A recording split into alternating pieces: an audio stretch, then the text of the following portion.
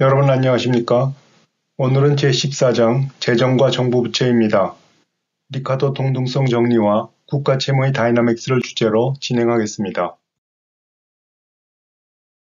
정부가 가계나 기업과 같은 민간 부분과 근본적인 차이는 주조권과 과세권을 독점하는 데 있습니다. 국채가 대표적인 안전자산인 이유는 국채를 발행한 정부가 과세권을 가지고 있기 때문입니다. 그러나 정부가 국채를 상환하지 못해 일어나는 부도는 일상의 사건은 아니지만 드문 일도 아닙니다. 아르헨티나는 2020년 5월 건국 후 9번째 국가 부도를 냈습니다. 리카도 동등성 정리는 경제 주체들이 정부도 예산 제약으로부터 자유롭지 못한 사실로부터 정부의 빚을 미래의 조세로 인식하는 데 기반하고 있습니다. 편의상 경제의 시계가 오늘과 내일만이 존재할 때 정부의 예산 제약식을 생각해 보겠습니다. 1기 정부는 적자를 국채로 발행해 조달하나 2기에는 빚을 남기지 않는다고 가정하면 정부 지출 흐름의 현재 가치는 조세 수입 흐름의 현재 가치와 같아야 하는 예산 제약식이 도출됩니다. 다른 조건이 일정할 때, 즉 두 기간의 정부 지출에 변화가 없다면 이 정부 지출 흐름의 현재와 가치와 같은 수입 흐름의 현재 가치로부터 1기와 2기 조세의 다양한 조합이 가능합니다.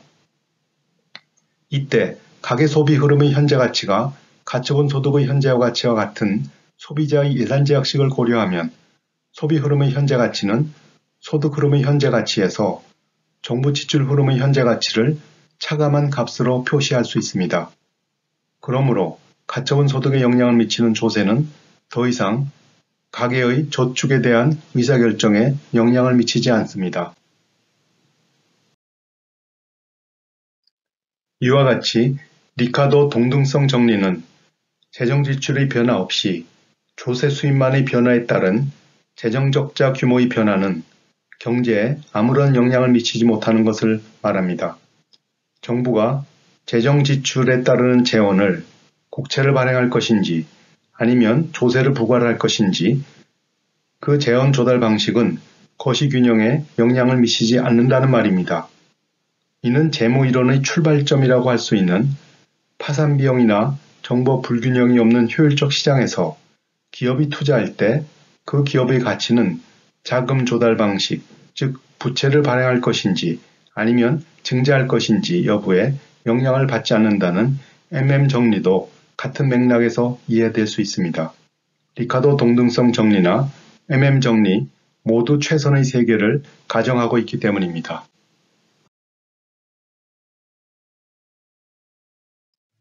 그러나 최선의 세계가 아닌 차선, 차차선의 세계에서도 이 성질이 반드시 성립하는 것은 아닙니다. 특히 경제 주체가 유동성 제약에 처했을 때 감세 또는 증세는 소비에 직접적인 파급 효과를 미치게 됩니다. 마찬가지로 감세 후 100년 뒤 증세하듯이 감세와 증세의 주체가 다를 때를 생각해 볼 수 있습니다.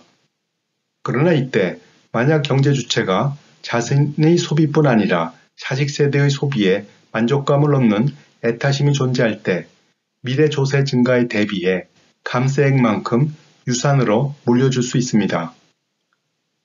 이는 다음의 효용 함수로부터 쉽게 이해될 수 있습니다. 현 세대의 효용 V0에 자신의 소비뿐 아니라 다음 세대의 효용에도 의존하는 외부 효과가 존재할 때 현 세대는 태어나지 않는 세대의 소비로부터도 효용을 얻게 됩니다.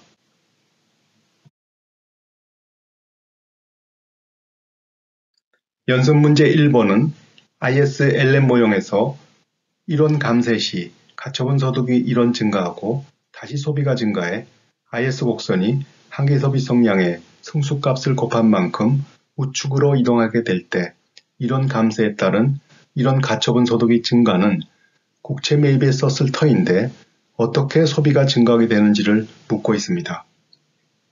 이것은 리카도 동등성 정리가 성립하지 않는 경우에 해당됩니다. 즉, 사람들이 발행된 국채를 미래의 조세 증가가 아닌 부가 늘어난 것으로 보아 소비의 부의 효과가 작동한 것입니다. 만약 리카도 동등성 정리가 성립했다면 IS 곡선은 움직이지 않았을 것이고 따라서 균형의 변화는 없었을 것입니다.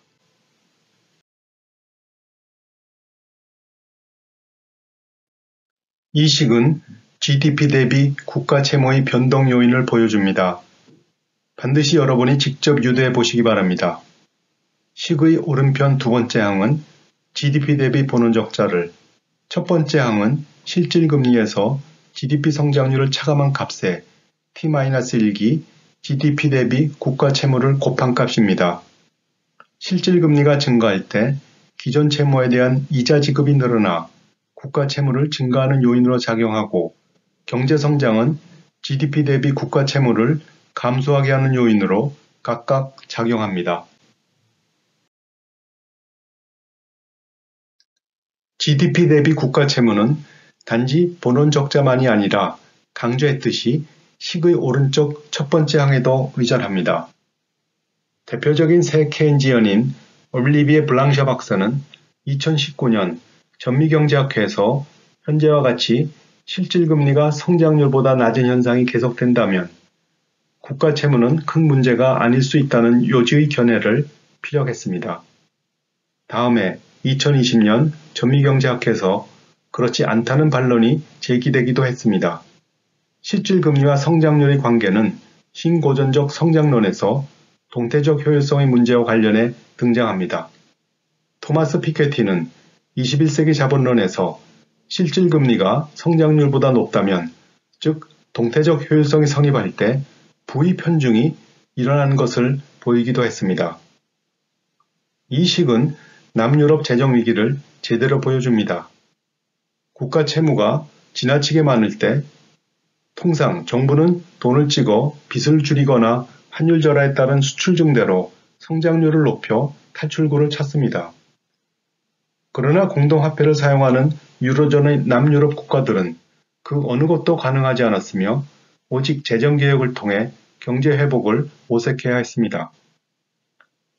IMF가 남유럽 재정위기 국가들에 대한 조치가 동아시아 외환위기 당시 우리나라를 포함한 아시아 국가들과 비교하면 지나치게 관대하다는 비판이 있었음에도 이들 나라는 엄청난 고통을 받았던 이유입니다. 지출을 줄이고 조세 수입을 늘리는 재정개혁은 한편으로는 본원 재정 흑자로 국가 채무가 감소하는 효과가 있었으나, 다른 한편으로는 긴축 재정 정책에 따른 성장률이 하락해 결과적으로 GDP 대비 국가 채무는 오히려 증가했습니다. 특히 이들 나라가 발행한 국채에 신용 위험 할증이 높아져 실질금리는 크게 상승했습니다.